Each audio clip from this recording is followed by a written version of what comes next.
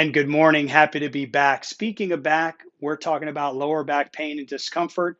Check with your doc before you do any of the stuff we're going to show you, and any of the things that we're going to go over. Go really, really slow. Give yourself time to adapt. Don't jump into all of them and do as much as you can. And before we get started, we want to thank Brett and his staff right here at Core Fit Wellness in Bonita Springs for letting us come in. This is the premier facility for one-on-one training, whether it's kids, adults, seniors, rehab, athletic performance, weight loss. They do it all and offer so many other services. And I wanted to ask, what did the Atlantic Ocean say when it met the Gulf of Mexico? Nothing, it waved. I know it's a good one. You guys can write that down. Send me better ones if you like better ones. But moving on to lower back, I'm going to step aside. I want you to see this is called the gravity drop. So this is one of my favorite stretches. Takes really no effort. You just got to let your heels hang off of the edge of a step, a treadmill. But the key is getting your hips back and letting all of your gravity drop into your heel. This stretches the tissue from the bottom of your foot, up your calf, into your hamstring, your glute, and lower back.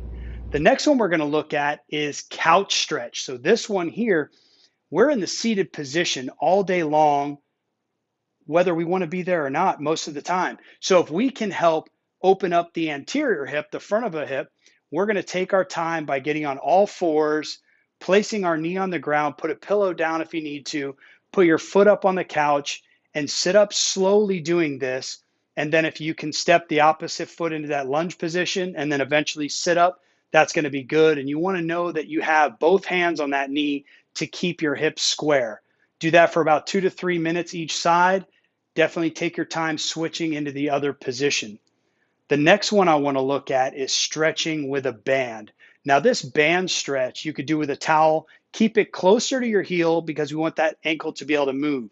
So you want to pull your leg up into this L position and then allow for your leg to be straight, and then like you're pumping a gas pedal. You're pointing your toe, flexing your toe, getting into that dorsiflexion, really pulling those toes down, pointing the toe into that plantar flexion. So if you're pumping that foot pretty vigorously, it's going to help floss the nerve that runs through your hip, down your leg, into your foot, and create more space. So you're going to do this in the middle, to the outside, to the inside, keeping your shoulders on the ground and looking opposite directions. The last one I want to look at is doing something with a lacrosse ball.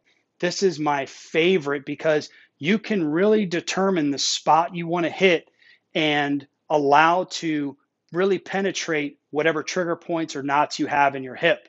Because that sciatic nerve runs right through the center of the hip under the piriformis muscle, we want to slowly go after this. So you're going to lean into it, find that irritated spot, put all your weight on the opposite leg, and slowly lift the leg on the side that the ball's against that wall or door, a solid surface. And then slowly hunt around and move around to different spots on your hip, because you're going to notice that the more you can help that hip move, the less lower back pain and overall better mobility you're going to have. So you guys check out these exercises. Definitely email me better dad jokes, and you make it a great day.